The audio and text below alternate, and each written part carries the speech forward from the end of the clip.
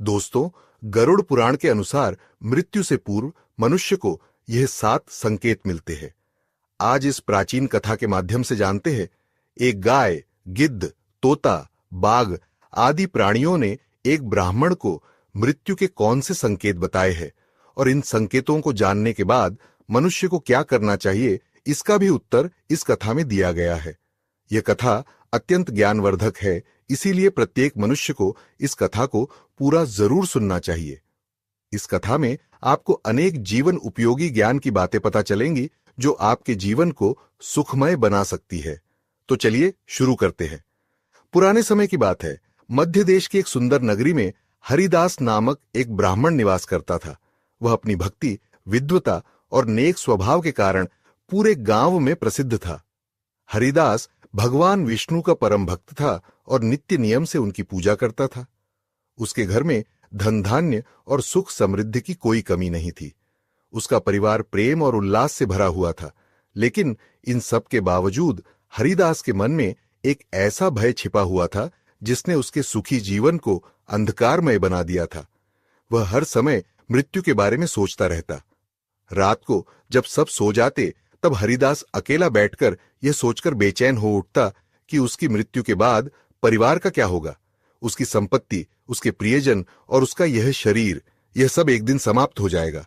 उसका यह भय दिन प्रतिदिन बढ़ता गया। उसे नींद नहीं आती, भोजन का स्वाद फीका लगने लगा और उसका मन किसी भी चीज में नहीं लगता। जीवन की शांति और आनंद पूरी तरह समाप्त हो गए थे। आखिरकार एक दिन हरिदास ने इस भय से छुटकारा पाने का निर्णय लिया। उसने सोचा, मुझे मृत्यु का रहस्य जानना होगा। यदि मैं यह समझ सकूं कि मृत्यु से पहले क्या संकेत मिलते हैं, तो शायद मैं इस भय से मुक्त हो सकता हूं। इस विचार के साथ हरिदास ने अपने परिवार और संपत्ति को पीछे छोड़ दिया और नगर नगर भटकने लगा। वह जहां कहीं पर भी जाता, वहां के साधु संतों से मिलता और उन साधु संत से यही प्रश्न पूछता, हे महात्मा, मृत्यु से पहले मनुष्य को कौन कौन से संकेत मिलते हैं? लेकिन कहीं से उसे संतोषजनक उत्तर नहीं मिला। भटकते भटकते एक दिन वह एक घने और भयावह जंगल में पहुंच गया। इस जंगल के चारों ओर केवल ऊंचे ऊंचे पेड़, झाड़ियां और पक्षियों की अजीब आवाजें सुनाई पड़ रही थीं। चलते चलते उसे एक स्थान पर एक आश्रम दिखाई दिया। यह साधारण आश्रम नहीं था। आश्रम के बाहर एक दिव्य शांति फैली हुई थी। अंदर से वेदों का पाठ और शंखध्वनि सुनाई पड़ रही थी। उस आश्रम में जो साधु निवास करते थे, वे बहुत तेजस्वी और शांत दिख रहे थे। उनके मुख पर दिव्यता की चमक थी और ऐसा प्रतीत होता था मानो वे साक्षात देवता हों। हरिदास ने आश्रम में प्रवेश किया और साधु को प्रणाम करते हुए कहा, हे साधु महात्मा, मैं एक समस्या लेकर आया हूं, कृपया मेरी सहायता कीजिए। साधु ने शांति से उत्तर दिया, हे ब्राह्मण, बताओ तुम्हारी समस्या क्या है? तुम इतने चिंतित और थके हुए क्यों दिख रहे हो? हरिदास ने हाथ जोड़कर कहना शुरू किया, हे साधु महाराज, मैं मृत्यु के भय से अत्यधिक परेशान हूं। इस भय के कारण मुझे न नींद आती है, न भोजन अच्छा लगता है। मैं दिन रात केवल मृत्यु के बारे में ही सोचता हूं। साधु ने गंभीर स्वर में पूछा, मृत्यु का भय क्यों? क्या तुम यह जानना चाहते हो कि मृत्यु कब होगी और कैसे होगी? हरिदास ने उत्तर दिया, हां महाराज, मैं यह जानना चाहता हूं कि मनुष्य को मृत्यु से पहले कौन कौन से संकेत मिलते हैं। मैं यह समझना चाहता हूं ताकि इस भय से मुक्त हो सकूं। साधु ने हरिदास की बात ध्यान से सुनी और फिर कहा, हे ब्राह्मण, मृत्यु का रहस्य जानने के लिए तुम्हें इस जंगल में गहराई तक जाना होगा। इस जंगल में जो भी पशु पक्षी या कोई विचित्र चीज मिले, उनसे मृत्यु के विषय में पूछो। ये सभी तुम्हें मृत्यु से पहले मिलने वाले संकेतों के बारे में बताएंगे, लेकिन याद रखना, वे तुमसे पहले एक पहेली पूछेंगे। यदि तुम उनकी पहेली का सही उत्तर दोगे, तो ही वे तुम्हें मृत्यु का संकेत बताएंगे। हरिदास ने साधु की बात सुनकर उन्हें प्रणाम किया और कहा, ठीक है साधु महाराज, अगर इससे मुझे मेरे प्रश्नों का उत्तर मिलता है तो मैं अवश्य इस वन में जाऊंगा। साधु ने उसे आशीर्वाद देते हुए कहा, जाओ और ध्यान रखना कि यह यात्रा तुम्हारे लिए केवल मृत्यु का नहीं, बल्कि जीवन का भी सत्य उजागर करेगी। फिर हरिदास साधु के निर्देशानुसार जंगल में चला गया। वह जंगल बेहद भयानक था। बड़े बड़े पेड़ जिनकी शाखाएं मानो आकाश को छू रही थीं, चारों ओर फैले हुए थे। हरियाली के बीच डरावनी चुप्पी थी। जंगली जानवरों की आवाजें वातावरण को और भयावह बना रही थीं। हरिदास भयानक जंगल में धीरे धीरे आगे बढ़ रहा था। चारों ओर ऊंचे ऊंचे पेड़ों का सघन घेरा था। चलते चलते उसकी नजर एक विशालकाय पेड़ पर पड़ी। ये कोई साधारण पेड़ नहीं था। उसकी शाखाएं किसी राजा के मुकुट की तरह फैली हुई थीं और तना इतना मोटा था कि उसे 4 लोग मिलकर भी घेर नहीं सकते थे। पेड़ के चारों ओर एक रहस्यमयी आभा थी और ऐसा प्रतीत हो रहा था जैसे वह पेड़ उसे देख रहा हो।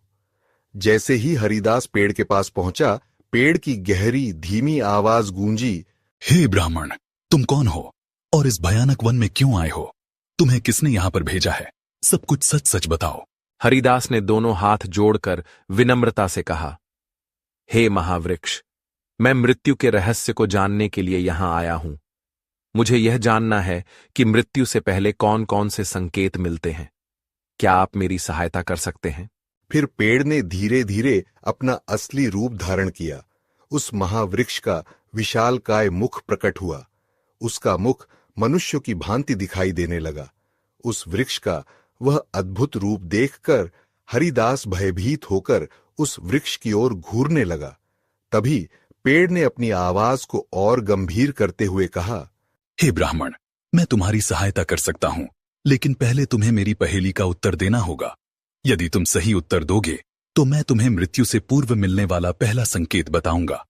हरिदास ने आत्मविश्वास से कहा, हे वृक्ष, पूछिए, आपकी जो भी पहेली है उसका उत्तर देने के लिए मैं अपनी पूरी कोशिश करूंगा। पेड़ ने थोड़ी देर चुप्पी साधी और फिर अपनी पहेली पूछी, हे ब्राह्मण, कौन है वह जो बिना पंखों के उड़ता है, बिना पैरों के चलता है और बिना जीभ के बोलता है? हरिदास ने कुछ देर गहन विचार किया। उसने चारों ओर देखना शुरू किया और उसका ध्यान उस समय बह रही ठंडी हवा पर गया। कुछ क्षणों बाद उसने मुस्कुराते हुए उत्तर दिया, हे महावृक्ष, यह तो हवा है। पेड़ अचानक हंस पड़ा। उसकी हंसी जंगल में गूंज उठी। उसने कहा, तुमने सही उत्तर दिया हे ब्राह्मण। अब सुनो, मृत्यु का पहला संकेत यह है जब व्यक्ति के शरीर की ऊर्जा क्षीण होने लगे और वह हर समय थकान महसूस करे, तो समझो मृत्यु निकट है। यह संकेत तुम्हें आत्मिक और शारीरिक रूप से सावधान करने के लिए है। हरिदास ने पेड़ को प्रणाम किया और कहा, हे महावृक्ष, मैं आपके ज्ञान के लिए हृदय से आभारी हूं। आपने मेरे प्रश्न का उत्तर दिया और मुझे मृत्यु के पहले संकेत के बारे में बताया। मैं इसे याद रखूंगा। पेड़ ने शांत स्वर में कहा, जाओ आगे बढ़ो, तुम्हें और भी संकेत मिलेंगे। याद रखना, जीवन और मृत्यु एक चक्र हैं। इसे समझना ही तुम्हारा उद्देश्य है। हरिदास ने पेड़ का धन्यवाद किया और आगे की यात्रा पर निकल पड़ा। उसके मन में अब और अधिक उत्सुकता थी कि वह आने वाले संकेतों को जाने और समझे। हरिदास जंगल में बोलने वाले पेड़ से पहला संकेत जानने के बाद और आगे बढ़ा। रास्ता और अधिक भयावह और चुनौतीपूर्ण हो गया था। पेड़ों की शाखाएं आपस में उलझी हुई थीं और झाड़ियों से अजीब आवाजें आ रही थीं। चलते चलते अचानक उसकी नजर एक विशाल गिद्ध पर पड़ी जो एक सूखे पेड़ की डाल पर बैठा था। गिद्ध का आकार साधारण पक्षियों से कई गुना बड़ा था। उसकी आंखें चमक रही थीं, मानो वह सब कुछ देख सकता हो। उसकी चोंच और पंख इतने तेजस्वी थे कि एक क्षण के लिए हरिदास को भय का अनुभव हुआ, लेकिन उसने साहस बटोरकर गिद्ध को प्रणाम किया। जैसे ही हरिदास उसके पास पहुंचा, गिद्ध ने गहरी और तीखी आवाज में पूछा, हे मनुष्य, तुम कौन हो और इस घने जंगल में क्या कर रहे हो? हरिदास ने हाथ जोड़कर विनम्रता से कहा, हे गिद्ध, मैं एक साधारण ब्राह्मण हूं। मैं मृत्यु का रहस्य जानने के लिए भटक रहा हूं। मुझे मृत्यु से पूर्व मिलने वाले संकेतों के बारे में जानने की जिज्ञासा है। कृपया मेरी सहायता करें। गिद्ध ने अपनी पंखों को फैलाते हुए कहा, मैं तुम्हारी सहायता कर सकता हूं, लेकिन उसके लिए तुम्हें मेरी एक पहेली का उत्तर देना होगा। यदि तुम उत्तर सही दोगे तो मैं तुम्हें मृत्यु से पूर्व मिलने वाला एक महत्वपूर्ण संकेत बताऊंगा। हरिदास ने कहा, पूछिए हे महाज्ञानी गिद्ध, आपका जो भी सवाल है मैं उसका उत्तर देने की पूरी कोशिश करूंगा। गिद्ध ने अपनी तीव्र दृष्टि हरिदास पर टिकाते हुए पूछा, हे मनुष्य, क्या है वह चीज जो पैदा होने के साथ ही हर पल घटती रहती है लेकिन कभी समाप्त नहीं होती? हरिदास ने थोड़ी देर विचार किया। उसने अपनी यात्रा, समय और जीवन के चक्र के बारे में सोचा। कुछ ही क्षणों बाद उसने उत्तर दिया, हे गिद्ध महाराज, इसका उत्तर समय है। समय हर पल कम होता है लेकिन यह अनंत है और कभी समाप्त नहीं होता। गिद्ध ने अपनी तीखी आवाज में हंसते हुए कहा, सही उत्तर दिया। हे ब्राह्मण, अब सुनो, मृत्यु का दूसरा संकेत यह है, जब व्यक्ति की इंद्रियां जैसे सुनने और देखने की शक्ति कमजोर होने लगे तो समझो कि मृत्यु निकट है। हरिदास ने ध्यानपूर्वक गिद्ध की बात को सुना और गिद्ध को प्रणाम करते हुए कहा, हे महाज्ञानी गिद्ध, मैं आपके ज्ञान का आभारी हूं। आपने मुझे मृत्यु के दूसरे संकेत के बारे में बताया जो मेरे लिए अत्यंत महत्वपूर्ण है। गिद्ध ने अपने पंख झटकते हुए कहा, हे मनुष्य, याद रखना, जीवन और मृत्यु के बीच संतुलन को समझने के लिए इन संकेतों का ज्ञान आवश्यक है। अब आगे बढ़ो, तुम्हारी यात्रा अभी पूरी नहीं हुई है। हरिदास ने गिद्ध का धन्यवाद किया और अपने मार्ग पर चल पड़ा। उसके मन में अब और अधिक जिज्ञासा थी कि आने वाले संकेत क्या रहस्य खोलेंगे। जंगल की यात्रा उसे हर पल मृत्यु के सत्य के और करीब ला रही थी। जंगल का मार्ग अब पहले से भी कठिन हो गया था। झाड़ियों में अजीब सी सरसराहट हो रही थी और वातावरण में गहरी नीरवता थी। चलते चलते हरिदास की नजर एक गधे पर पड़ी। गधा एक पेड़ की छाया में खड़ा था और उसकी आंखों में एक गहरी शांति झलक रही थी।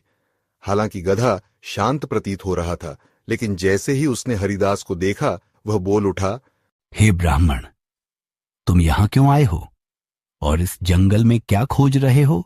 हरिदास ने हाथ जोड़कर गधे को प्रणाम किया और कहा, हे शांतचित्त गधे, मैं एक साधारण ब्राह्मण हूं। मैं मृत्यु के रहस्यों को जानने के लिए भटक रहा हूं। मुझे मृत्यु से पहले मिलने वाले संकेतों के बारे में जानना है। क्या आप मेरी सहायता करेंगे? गधे ने अपनी आंखों को मिचमिचाते हुए कहा, मैं तुम्हारी सहायता कर सकता हूं, लेकिन तुम्हें पहले मेरी एक पहेली का उत्तर देना होगा। यदि तुम सही उत्तर दोगे तो मैं तुम्हें मृत्यु का तीसरा संकेत बताऊंगा। हरिदास ने कहा, पूछो हे ज्ञानी गधे, मैं उत्तर देने का प्रयास करूंगा। गधे ने गंभीर स्वर में पूछा, हे ब्राह्मण, वह क्या है जो जितना खाली होता है उतना ही भारी महसूस होता है? हरिदास ने कुछ क्षण गहराई से विचार किया। उसने अपने जीवन और अनुभवों के बारे में सोचा। फिर उसने मुस्कुराते हुए उत्तर दिया, यह तो चिंता है। चिंता जितनी अधिक होती है उतना ही भारीपन महसूस होता है, भले ही वह असल में कुछ न हो। गधा अपने सिर को हिलाते हुए बोला, सही उत्तर।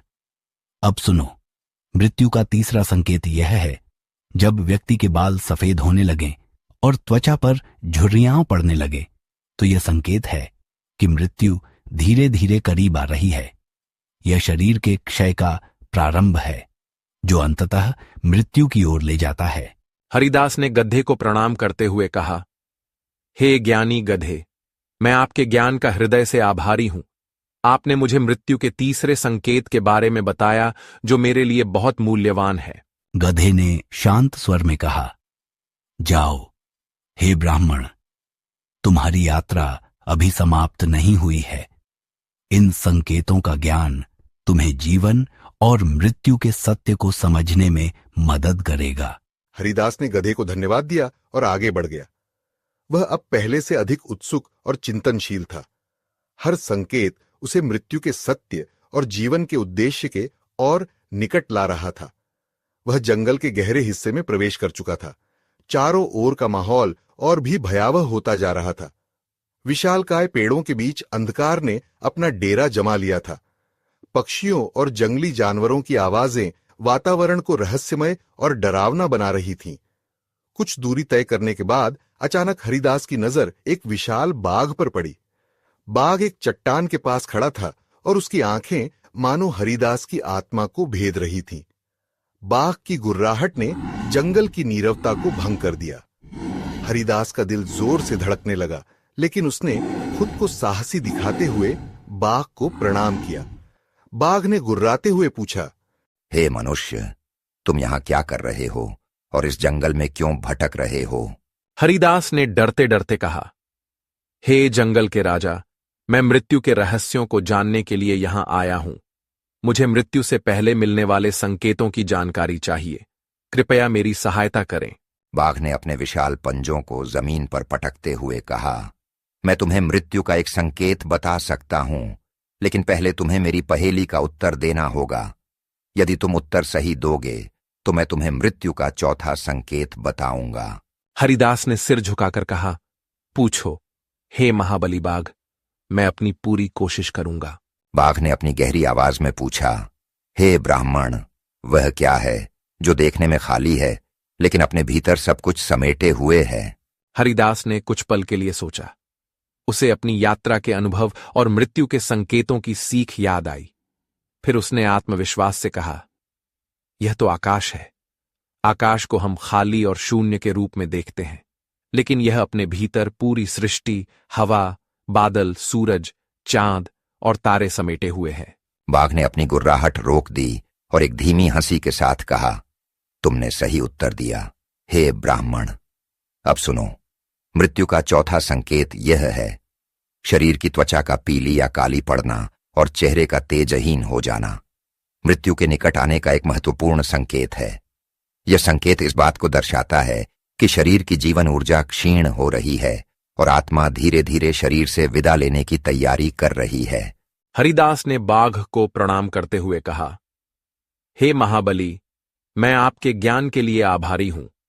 आपने मुझे मृत्यु का चौथा संकेत बताया, जो मेरे लिए अत्यंत मूल्यवान है। बाघ ने अपनी चमकती हुई आंखों से उसे देखा और कहा, याद रखना, मृत्यु केवल अंत नहीं बल्कि एक नई शुरुआत है। अब आगे बढ़ो, तुम्हें अभी और सीखना है। हरिदास ने बाघ का धन्यवाद किया और अपनी यात्रा पर आगे बढ़ा। जंगल अब और भी गहराई में प्रवेश कर चुका था और उसकी जिज्ञासा मृत्यु के संकेतों को लेकर और बढ़ गई थी। उसकी यात्रा उसे हर कदम पर मृत्यु के सत्य के और करीब ला रही थी। अब पहले से भी अधिक रहस्यमय और शांत हो गया था। बड़े बड़े वृक्षों के बीच एक पगडंडी उसे और अधिक अंदर ले जा रही थी। जंगल के इस भाग में वातावरण अजीब सा था, न डरावना और न ही सामान्य, बल्कि ऐसा लगता था जैसे यह स्थान किसी दिव्यता से भरपूर है। कुछ दूर चलते चलते हरिदास की नजर एक विशाल गाय पर पड़ी। गाय का रूप अलौकिक था। उसका शरीर सुनहरी आभा से चमक रहा था और उसकी आंखों में गहरी करुणा झलक रही थी। वह बिल्कुल शांत खड़ी थी, मानो अपने चारों ओर का हर रहस्य जानती हो।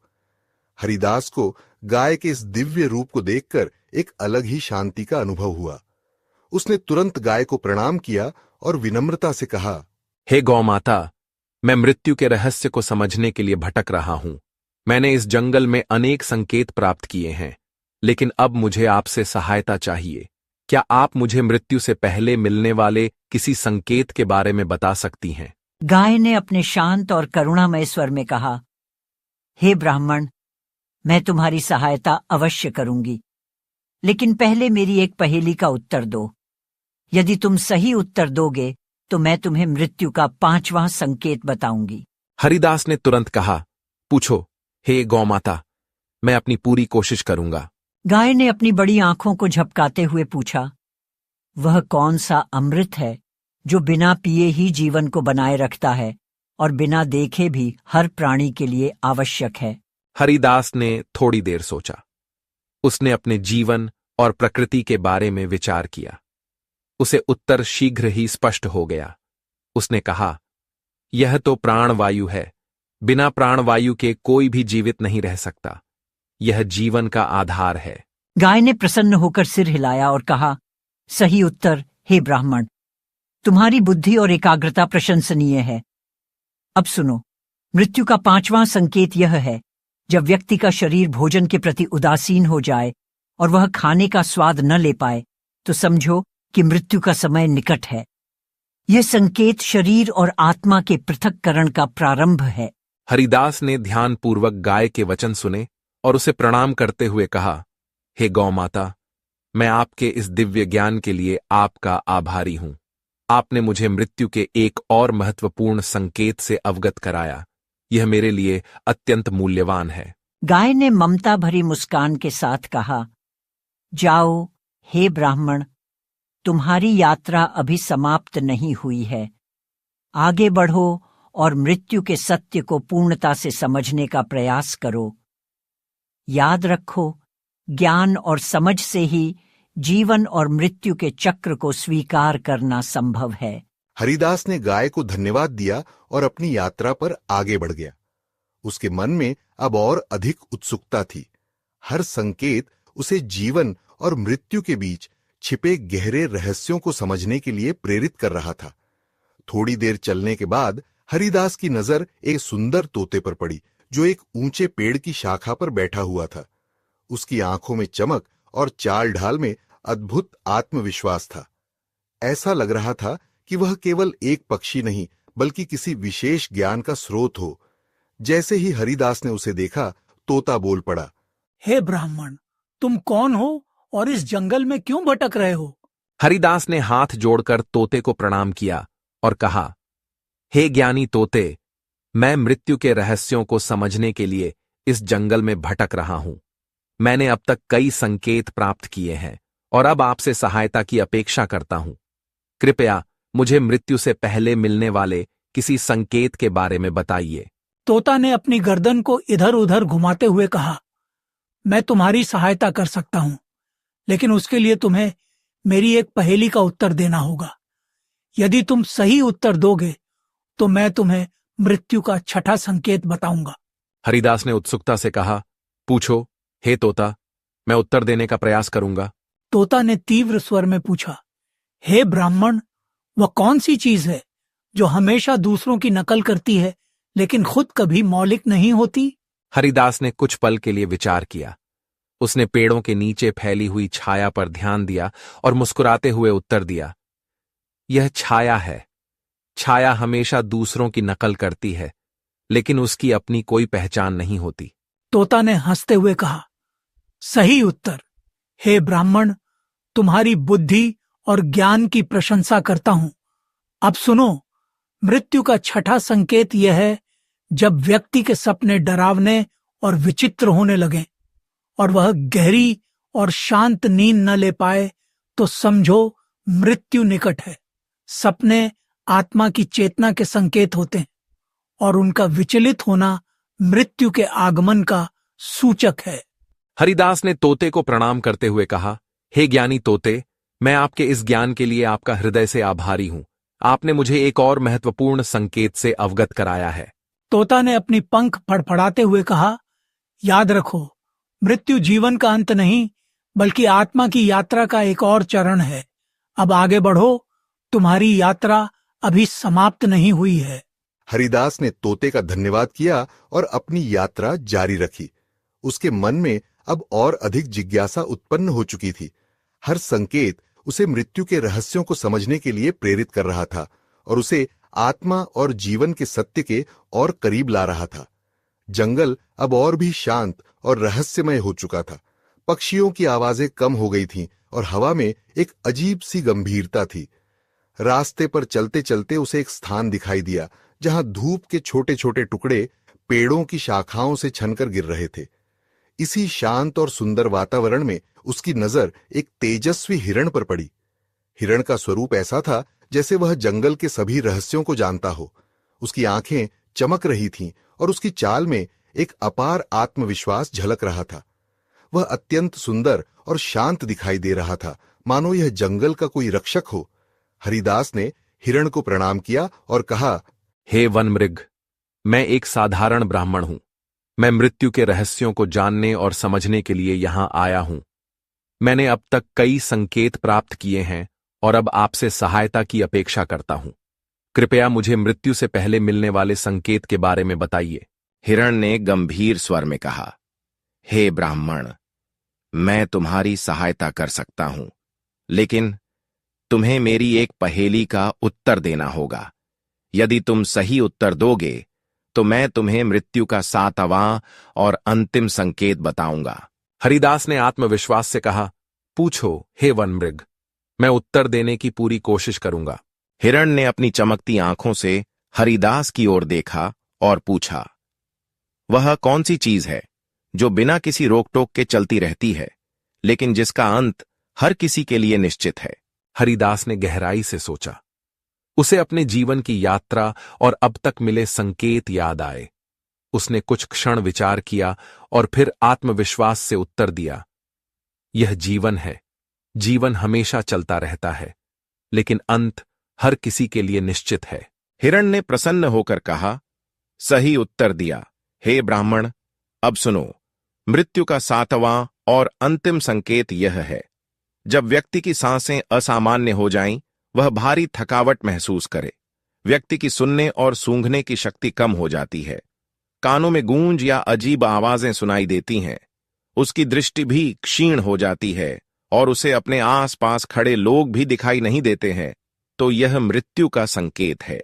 यह अंतिम संकेत है जो बताता है कि जीवन का अंत निकट है। हरिदास ने ध्यानपूर्वक हिरण के वचन सुने और उसे प्रणाम करते हुए कहा, हे ज्ञानी वनमृग, मैं आपके ज्ञान का हृदय से आभारी हूं। आपने मुझे मृत्यु के अंतिम संकेत के बारे में बताया। यह मेरे लिए अत्यंत मूल्यवान है। हिरण ने शांत स्वर में कहा, याद रखना, मृत्यु केवल एक अंत नहीं, बल्कि आत्मा की यात्रा का एक नया अध्याय है। अब तुम अपनी यात्रा पूरी कर चुके हो। लौट जाओ और इस ज्ञान का उपयोग अपने जीवन को समझने और जीने में करो। हरिदास ने हिरण का धन्यवाद किया और उसकी बुद्धिमत्ता की प्रशंसा करते हुए अपनी यात्रा समाप्त करने का निर्णय लिया। 7 संकेत जानने के बाद हरिदास ने साधु वचस्पति के आश्रम की ओर प्रस्थान किया। वह थका हुआ तो था, लेकिन उसकी आत्मा ज्ञान और सत्य के प्रकाश से भर चुकी थी। जंगल का हर अनुभव, हर संकेत उसे जीवन के गहरे रहस्यों के करीब ले गया था। जब वह साधु वचस्पति के पास पहुंचा तो उनके चरणों में प्रणाम करते हुए उसने कहा, हे गुरुदेव, मैंने आपकी आज्ञा का पालन किया और जंगल के प्रत्येक संकेत को समझा। मैंने हर प्राणी से सीखा और उनके द्वारा दिए गए 7 संकेतों को जाना। कृपया मुझे इन संकेतों का गूढ़ अर्थ समझाइए। साधु वचस्पति ने हरिदास की ओर शांत और गंभीर दृष्टि से देखा। उन्होंने कहा, हे ब्राह्मण, तुम्हारी यह यात्रा केवल मृत्यु को समझने की नहीं, बल्कि जीवन को जानने की थी। जो संकेत तुम्हें मिले वे इस सत्य को प्रकट करते हैं कि जीवन नश्वर है। साधु ने कहा, हे ब्राह्मण, इन संकेतों को जानने का उद्देश्य तुम्हें यह समझाना था कि मृत्यु से डरने की आवश्यकता नहीं है। मृत्यु एक अनिवार्य सत्य है। जो व्यक्ति धर्म, सत्य और भक्ति का पालन करता है, वह न केवल मृत्यु को सहजता से स्वीकार करता है, बल्कि मृत्यु के बाद आत्मा को शांति और मोक्ष भी प्राप्त करता है। मृत्यु का भय केवल उसे होता है जिसने अपने जीवन को व्यर्थ में बिताया हो। अच्छा जीवन जीने वाला व्यक्ति मृत्यु को डर के रूप में नहीं, बल्कि एक नए प्रारंभ के रूप में देखता है। हरिदास ने साधु के चरणों में गिरकर कहा, हे गुरुदेव, आपने मेरी आत्मा को इस अज्ञान के अंधकार से मुक्त कर दिया। अब मैं मृत्यु को न केवल स्वीकार करता हूं, बल्कि इसे जीवन के चक्र का आवश्यक हिस्सा मानता हूं। मैं धर्म, सत्य और भक्ति के मार्ग पर चलने का संकल्प लेता हूं। साधु ने उसे आशीर्वाद देते हुए कहा, जाओ हे ब्राह्मण, अब तुम्हारा जीवन शांति और संतोष से भरा होगा। अपनी इस समझ को दूसरों के साथ भी साझा करो, ताकि वे भी मृत्यु के भय से मुक्त हो सके। हरिदास साधु वचस्पति को प्रणाम कर अपने घर लौट आया। वह अब पूरी तरह से बदल चुका था। मृत्यु का भय जो उसे प्रतिदिन सताता था, अब समाप्त हो गया था। वह जान चुका था कि मृत्यु केवल एक चरण है और धर्म, सत्य और भक्ति के मार्ग पर चलकर इसे सहजता से स्वीकार किया जा सकता है। अब वह अपने परिवार और समाज के साथ शांति और संतोष के साथ जीवन व्यतीत करने लगा। उसके जीवन में अब न केवल आध्यात्मिकता का प्रकाश था, बल्कि वह दूसरों को भी धर्म और सत्य के मार्ग पर चलने के लिए प्रेरित करने लगा। तो दोस्तों, यह कथा हमें सिखाती है कि मृत्यु से डरने की आवश्यकता नहीं है। जीवन को धर्म, सत्य और भक्ति के साथ जीना चाहिए। यही वास्तविक मोक्ष का मार्ग है। मृत्यु केवल अंत नहीं, बल्कि आत्मा की अनंत यात्रा का एक नया अध्याय है। उम्मीद है आपको यह कथा पसंद आई होगी। वीडियो को लाइक जरूर करें और कमेंट में जय श्री कृष्ण अवश्य लिखें। साथ ही चैनल को सब्सक्राइब करें। आप सभी का धन्यवाद।